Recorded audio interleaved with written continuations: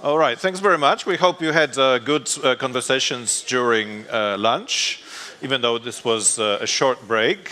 Now, when we thought who could re-energize us after lunch, the obvious person to point to was Angela Wilkinson. And when we thought what theme could re-energize us after lunch, the obvious candidate was foresight and anticipation, and the A to Z of foresight and anticipation. And of course, Angela is the right person to talk us through it, because she's had an immense experience in the fields, working in the OECD and launching the government foresight community. When based at the OECD, she's now the Senior Director at the World Energy Council. She has written extensively about foresight, including in the book called Strategic Reframing, if I get it right. And in the wonderful pamphlet which you have in your conference packs, and which has already become a bestseller on our online edition, this is the Foresight Primer, which we released just before the conference last night, and it is one of the most discussed papers of ours in the recent past. So, Angela, thank you so much for making it. If Woody Allen was with us, he would have called this session All You Need to Know, All You Want to Know About Foresight, but didn't dare to ask. So, Angela, please tell us what it is that foresight consists of. Yeah? Thank you. All right, let's see. Oh, this is working. That's amazing. Not that I usually need a microphone. All right, so it's after lunch. Everybody's feeling a bit sleepy. The digestive juices are acting. And I've just produced this booklet that I thought I'd read to you. I don't think so. So you can read that anytime. It's designed for you. It was a great provocation from Anne and her team and Ricardo to say, what would you put into a booklet that would distill the essence of what this is about? Right? So that's what it is. So you've got that. I am going to do something slightly different. How would anybody not have anticipated that about me? So what I would like us to do is I would just like to go back to the essence of foresight, or futures, right? And what is it really about? We've heard some great stuff this morning about it's a participatory sport, right? I've written books on strategic reframing. I've written this primer. What we do know is it's not a report. It is not this workshop. And it is not a tool. We are not in a fight of tools with forecasters.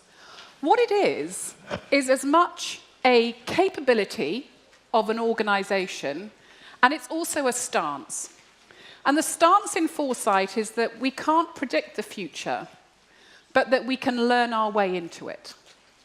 And from a foresight perspective, what we know is that foresight, right, is something that we do naturally, but for some reason when we get into the office or into organizational life, we seem to think we've stopped thinking about the future, right? The future is present in any decision-making situation. In fact, you know, there is an easy metaphor for futures thinking. I call it breathing, right? Who in the room doesn't breathe? Hands up. You don't breathe. We have someone, right?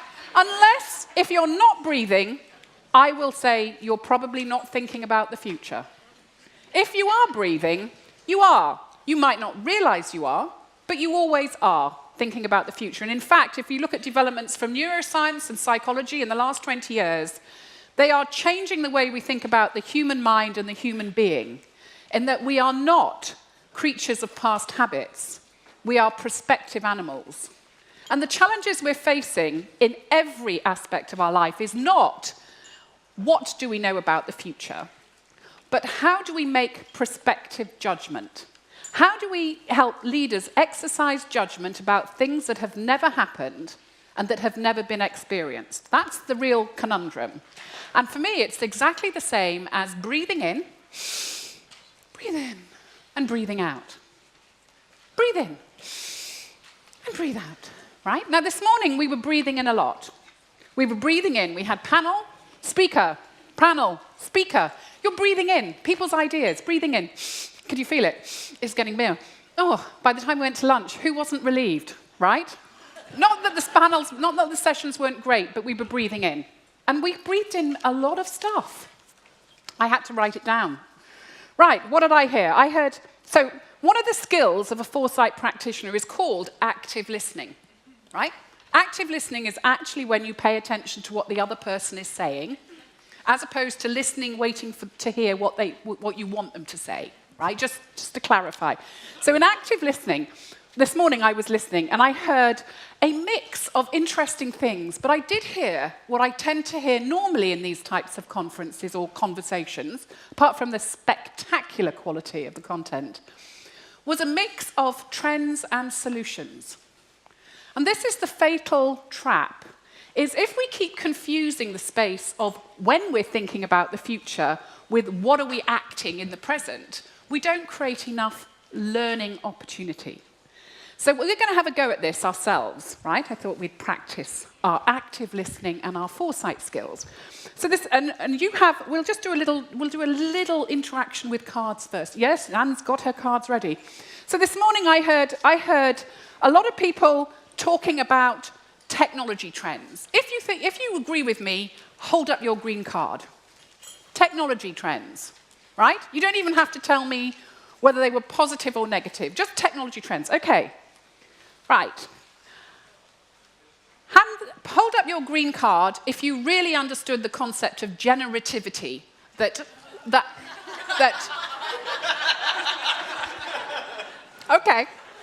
All right.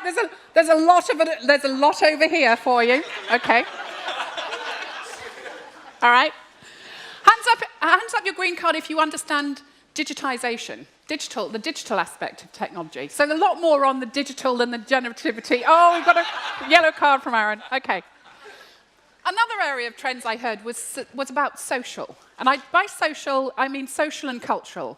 I heard a great provocation about not forgetting about religious innovation and theological innovation, right? I heard that. And I heard a lot about the diffusion, not even the dispersion of power.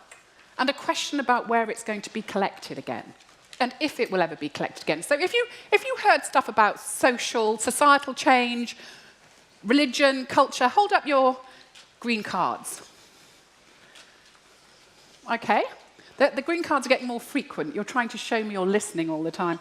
Okay, I heard a little bit about Mother Nature, climate change, right? I heard a lot about Mother Nature, but not as much as I heard about society or technology. But if you heard something about climate change or Mother Nature, green cards. Okay, so whoever's talking about climate change, you need to target that group over there. They're not hearing anything on it so far. All right, in terms of solutions, I heard a couple of solutions. And now these are my phrasing of them. I heard something around the new multilateralism. Anyone hear that one? All right?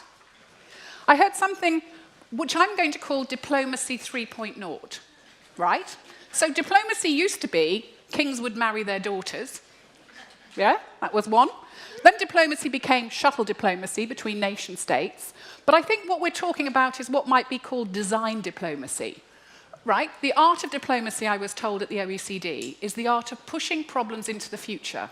And I said to the ambassador, you've been very successful, right? It's full of them. So what we're trying to do in design diplomacy is pull these challenges from the future early. So I heard design. Did anyone else hear something around diplomacy? Ooh, a couple. I heard somebody was talking about exporting stability. Anybody hear that? Super. That was a huge resonance. And so those are some of the trends and the solutions that I've been hearing. So what I would like you to do, this is rare, is I would like you to turn to the person next to you. And if you know that person well, turn to the person on the other side, you don't know, and share with them, ask them, what's one trend and one solution that you've heard that isn't on that list already, right? And then I'm going to sample what other trends and solutions we were listening out for this morning. So you have 5 minutes for glorious conversation in a pair, which means, just to be fair, you should at least speak for 2 minutes each. Okay?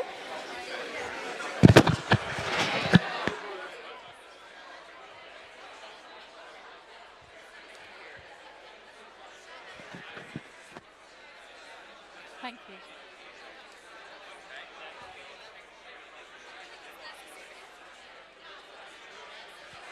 Okay.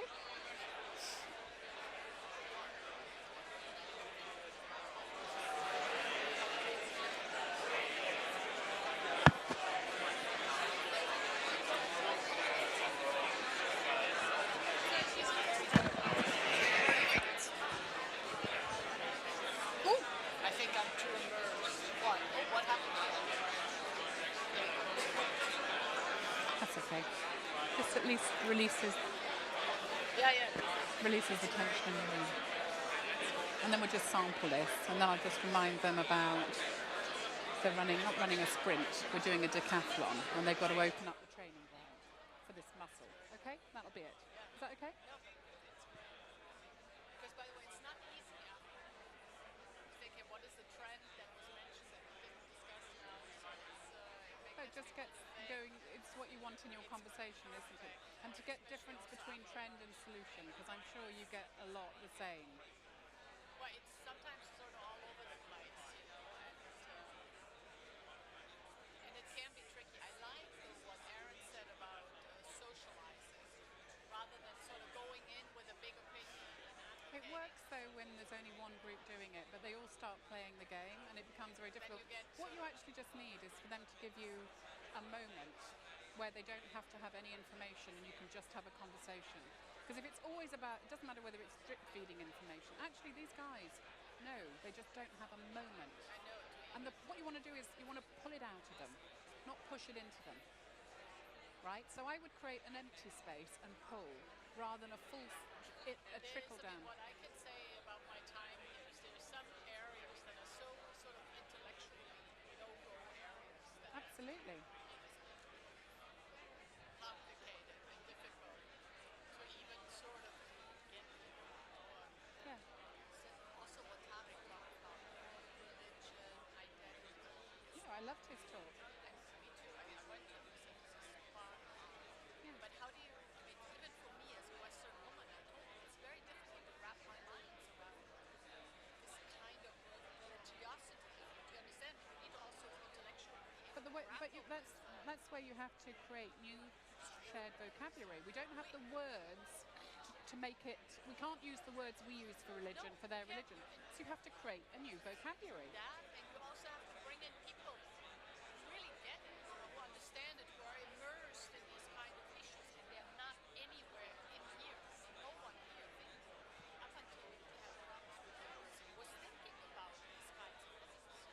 So it is really almost like learning a new language and trying to talk about it in a way that doesn't offend, but that is also not completely naive in the Yeah. challenge that we face. And Yeah. it's tricky. That's right. They got a little bit. They're going. They're going. Very quiet.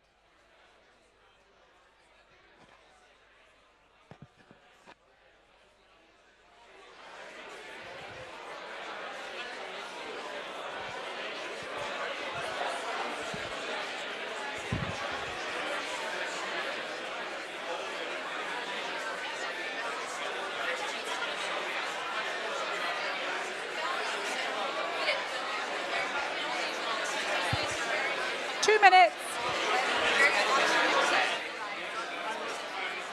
2 minutes.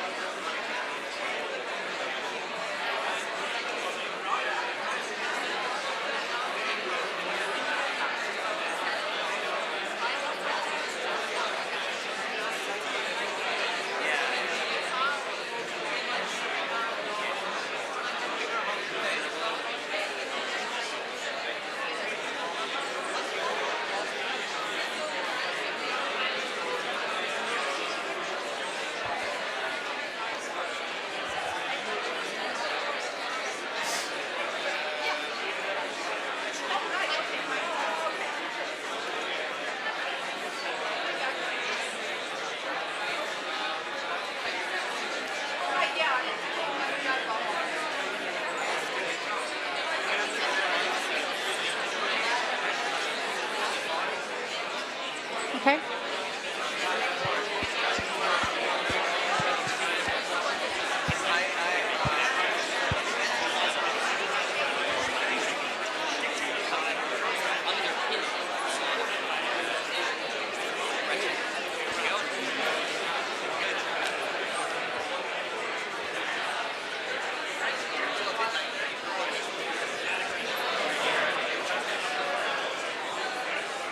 Okay. As much as I would love and love and love this conversation to continue,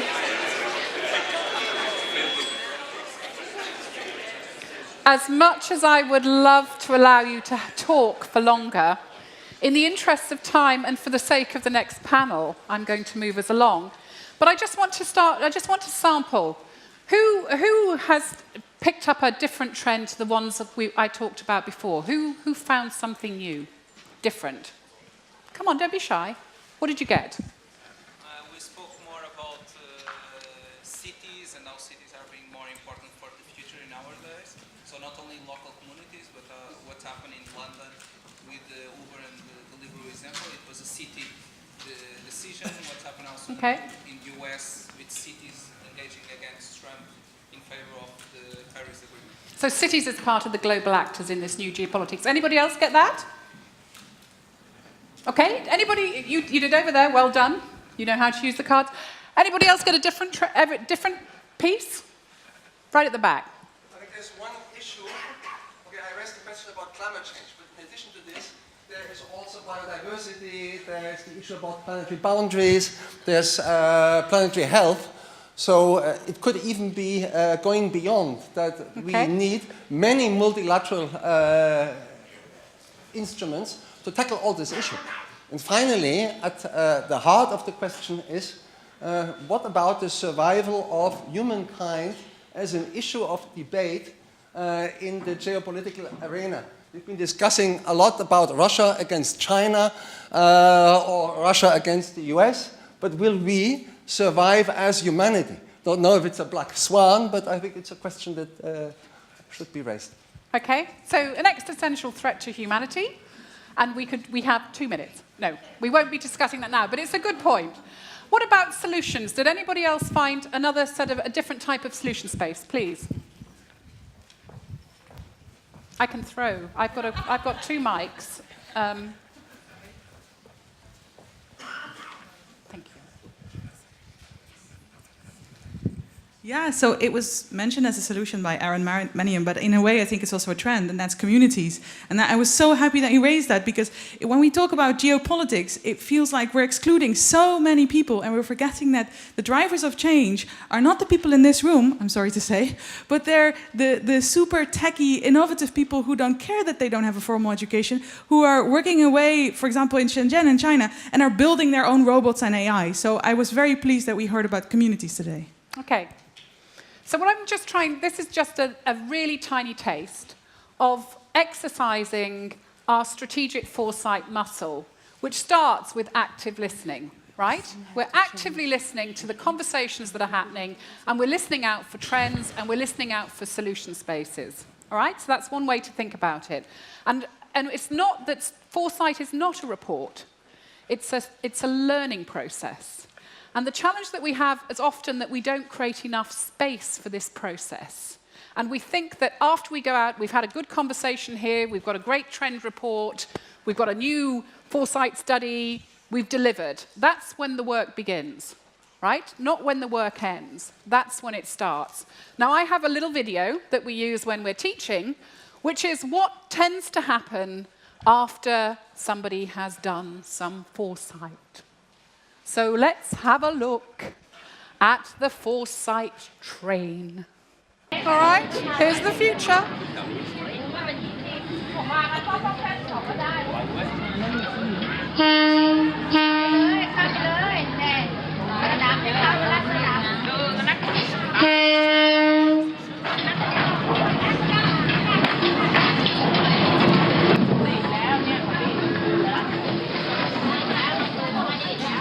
Until the market resumes.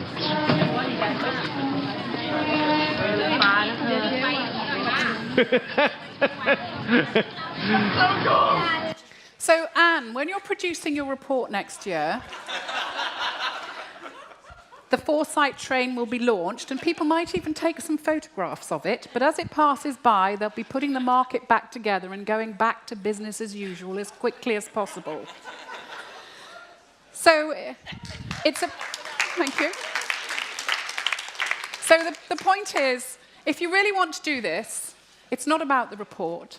It is about breathing in and breathing out. It's about exercising a muscle, and that takes practice. And it's about creating a space. And so I leave that to you. For everybody who goes from this conference, find the space you can create, not the report you can draft. Enough for now.